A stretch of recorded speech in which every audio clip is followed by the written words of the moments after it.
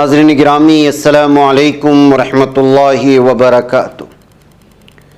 सीधी बात के ताज़ा तरीन प्राइम टाइम में आप लोगों का इस्तकबाल है।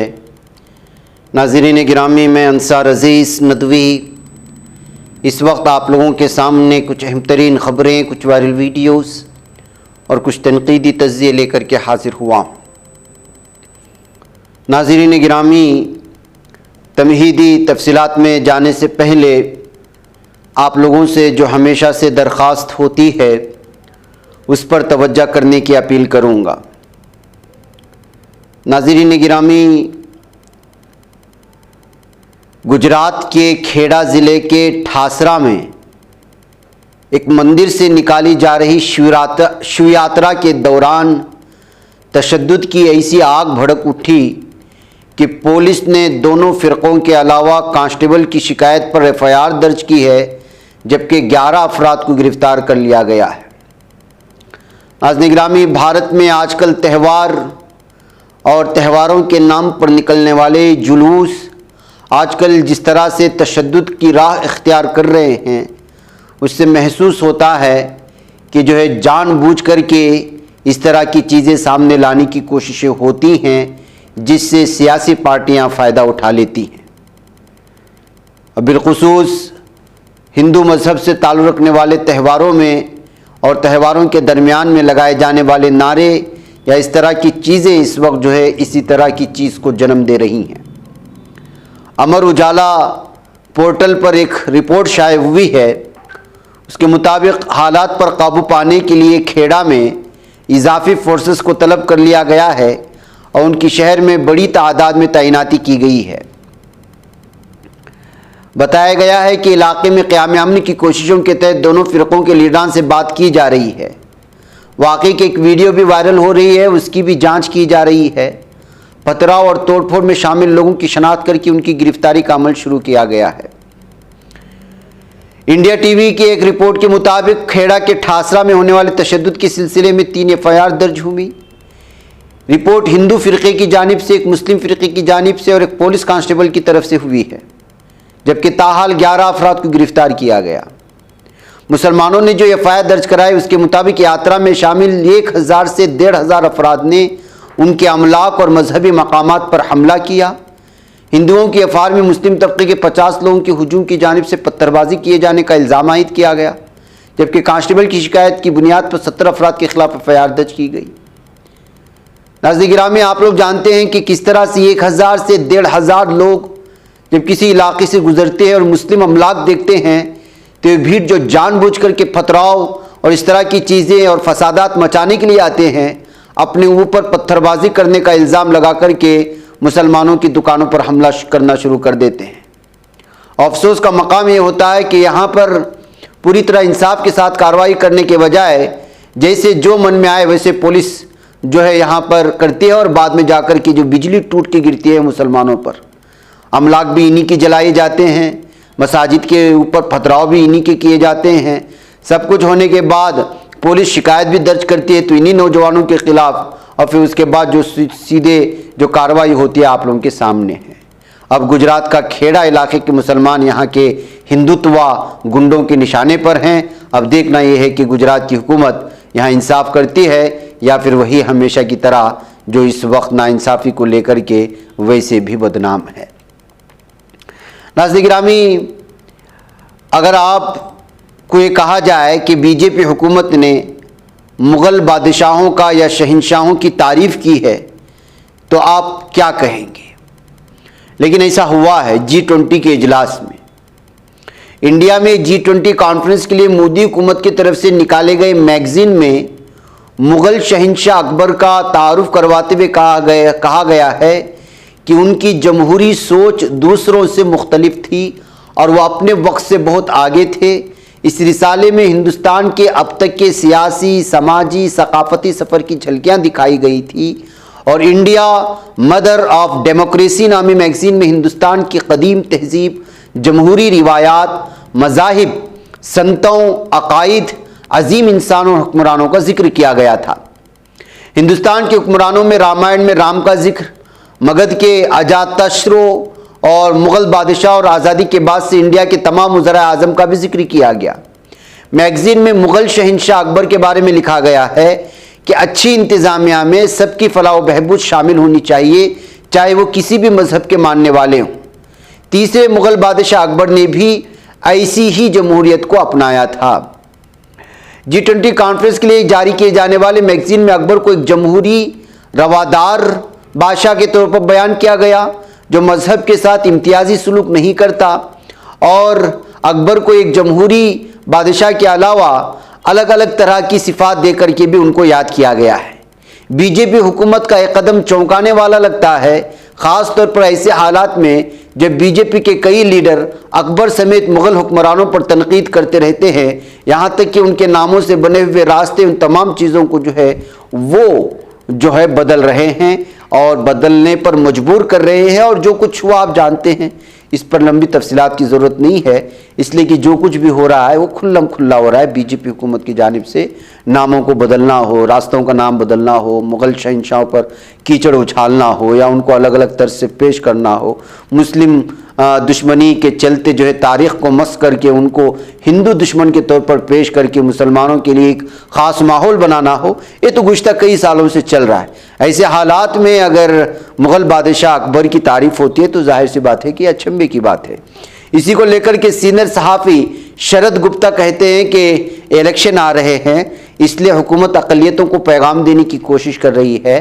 ख़ास तौर पर आलमी रहनुमाओं के सामने आप तारीख़ को अचानक तब्दील नहीं कर सकते, इसलिए अकबर को अमन और जमहूरियत का अलमबरदार करार दिया जा रहा है। शरद गुप्ता ने लिखा ये भी है कि बीजेपी के पास राज्यसभा और लोकसभा में कोई मुस्लिम चेहरा नहीं।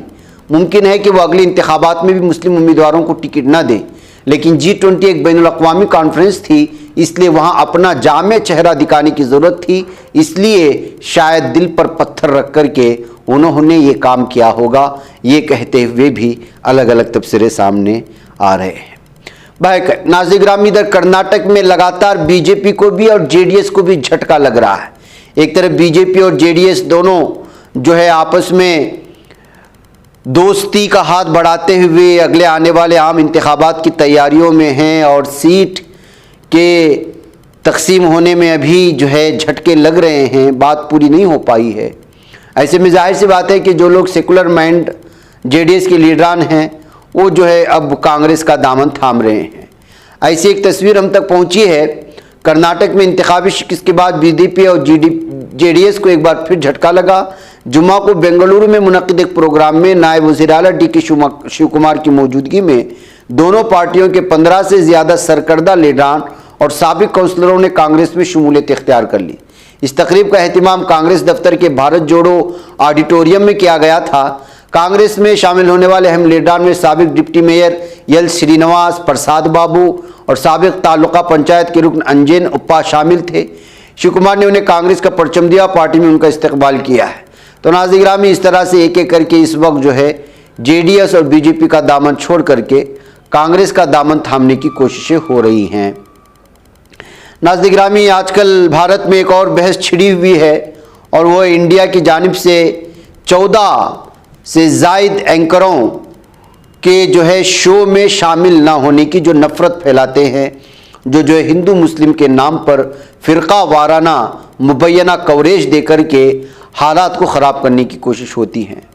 ऐसे में कर्नाटक हाई कोर्ट ने कहा है कि रियासत की स्वावलंबी सारथी योजना की मुबैना फ़िरका वाराना कवरेज के लिए न्यूज़ चैनल आज तक के न्यूज़ एंकर सुधीर चौधरी के ख़िलाफ़ पहली नज़र में मुकदमा बनाया गया है।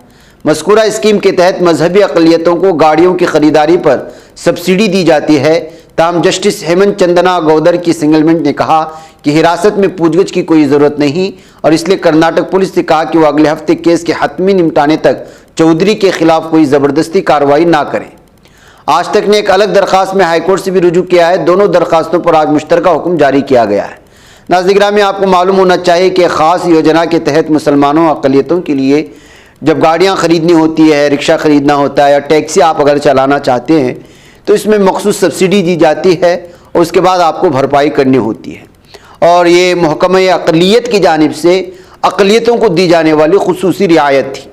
लेकिन इसी चीज़ को जो है ज़ाहिर सी बात है कि ये नफ़रत फैलाने वाला एंकर सुधीर चौधरी, जो हमेशा से मुसलमानों के ख़िलाफ़ कोई ना कोई उन्वान निकाल करके हालात बेकाबू करने की कोशिश करता है, इसने भी अपने एक चैनल में जो है इस तरह की साजिश रचने की कोशिश की, जिसको लेकर के यहाँ की हुकूमत ने इसके खिलाफ मामला दर्ज कराया और सुधीर चौधरी और आज तक ने इस मामले को ख़त्म करने की जो है अपील दायर की थी। लेकिन हाईकोर्ट ने साफ और वाज़ेह तौर पर कह दिया कि आपका वो शो जो है वो नफ़रत फैलाने वाला है, इस सिलसिले में तहकीक होनी चाहिए, मामला और मुकदमा हटाया नहीं जाएगा। नाज़रीन, तालीमी इदारों में दाखिले से लेकर आधार कार्ड बनाने तक हर चीज़ की बुनियाद अब बर्थ सर्टिफिकेट बनने जा रही है। मरकज़ी हुकूमत तमाम किस्म के मकासद के लिए पैदाइश के सर्टिफिकेट को एक दस्तावेज़ के तौर पर तस्लीम करेगी। पैदाइशी सर्टिफिकेट को अब तमाम किस्म के कामों के लिए वाहिद तस्दीकी दस्तावेज़ के तौर पर इस्तेमाल किया जा सकता है, बशमूल स्कूलों और कॉलेजों में दाखिला, ड्राइविंग लाइसेंस, आधार कार्ड, वोटर कार्ड के लिए दरख्वास्त, शादी का रजिस्ट्रेशन। नया तरमीम शुदा कानून 1 अक्टूबर 2023 से नाफिजुल अमल होगा। वाज़ेह रहे कि पार्लियामेंट ने गुज़िश्ता मानसून इजलास में पैदाइश और मौत की इंदराज यानी तरमीमी एक्ट 2023 को पास किया था। Registration of birth and death तरमीमी एक्ट 2023 की दफ़ा 1 यानी 1 ज़ेली दफ़ा 2 के ज़रिए हासिल इख्तियारात के इस्तेमाल में मरकज़ी हुकूमत 1 अक्टूबर 2023 से उसे नाफिज कर रही है। मरकज़ी वज़ारत दाखिला ने एक बयान जारी किया है। Registration of birth and death तरमीम एक्ट 2023 एक्ट के नाफिज होने की तारीख को या उसके बाद पैदाइश के सर्टिफिकेट को तारीख और जाए पैदाइश साबित करने के लिए एक दस्तावेज़ के तौर पर इस्तेमाल करने की इजाज़त देता है। तालीमी इदारों, ड्राइविंग लाइसेंस, वोटर कार्ड, शादी के रजिस्ट्रेशन, मरकज़ी या रियासती हुकूमत या लोकल बॉडी या पब्लिक सेक्टर बॉडी या मरकज़ी रियासती हुकूमतों के मातहत किसी भी कानूनी या खुद मुख्तार इदारे में मुलाजिमत के लिए भी पैदाइश का दस्तावेज़ पेश किया जा सकता है। यानी अगर आपके पास बर्थ सर्टिफिकेट है और आपके पास दूसरे शनाख्ती कार्ड नहीं हैं तो आप जो है इस सिर्फ और सिर्फ बर्थ सर्टिफिकेट को पेश करके अपने जो है शनाख्त को जाहिर कर सकते हैं। ये इस तरमीमी एक्ट के ज़रिए से सामने लाया गया है जो 1 अक्टूबर से लागू हो जाएगा। तकमीली तलबीना, ताकत, सेहत और शिफा के लिए सुन्नत और तिब्बे नबवी का बेहतरीन नुस्खा। नाजरीन, क्या आप भी खुशहाल मालदारों की तरह कामयाब बिजनेस करके हजारों और लाखों रुपए कमाना चाहते हैं? अगर आपकी हाँ है तो आज ही से अपने इलाके में तकमीली तलबीना का आसान बिजनेस करना शुरू करें और चंद ही महीनों में कामयाब बिजनेसमैन बनने के तरीके बेहतरीन तजुर्बों के साथ सीखें। बिजनेसमैन बनने का ये मौका कहीं आपके भी हाथ से चला न जाए, इसलिए अभी हमसे राब्ता करें 9890963757। Takmeeli food products private limited, Malegaon, India. नाज़रीन गिरामी, आइए बात करते हैं कि किस तरह से कनाडा और भारत के दरमियान में दूरियां पैदा हो रही हैं। कनाडा की वज़ीर तिजारत मेरी यंजी ने अक्टूबर में भारत के लिए एक मनसूबाबंद तिजारती मिशन मुलतवी कर दिया है।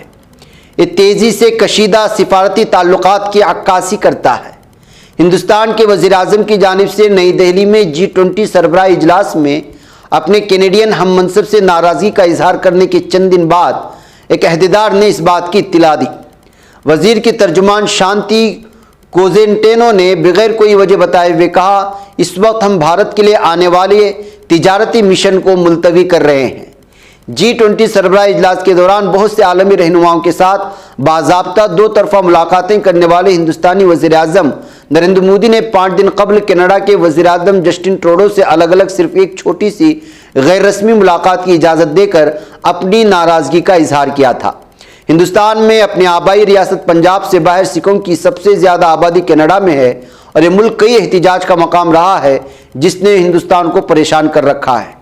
हिंदुस्तानी हुकूमत ने रहनुमाओं की मीटिंग के बाद कहा वो अलहदगी पसंदी को फ़रोग़ दे रहे हैं और हिंदुस्तानी सिफारतकारों के खिलाफ तशद्दुद को हवा दे रहे हैं, सिफारती अहाते को नुकसान पहुँचा रहे हैं और कनाडा में हिंदुस्तानी कम्युनिटी और उनकी इबादतगाहों को धमकियाँ मिल रही हैं।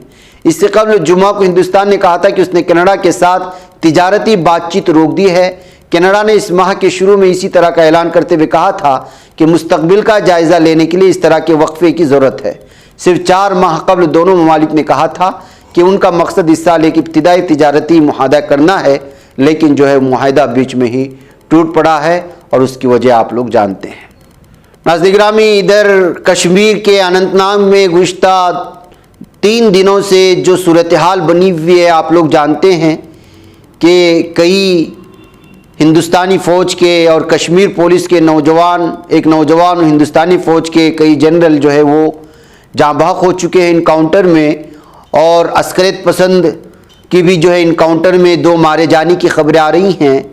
ऐसे में किश्तवाड़ में इस वक्त जो है पुलिस की जानिब से फ़रार होने वाले दहशतगर्दों के नाम नोटिस जारी करके पूरे शहर में इस वक्त चस्पा कर रही है, जिसमें साफ और वाज़े तौर पर कहा जा रहा है कि जो लोग भागे हुए हैं, मफरूर हैं, वो लोग फौरी तौर पर पुलिस के सामने सरेंडर कर दें, बसूरत दीगर वो अगली कार्रवाई करेंगे। किश्तवाड़ से आ रही इस वीडियो को आप ज़रूर सुनें। कानून के सामने स्ट्रगल करते हैं, अदरवाइज उनके खिलाफ दूसरी कार्रवाई जो है की जाएगी।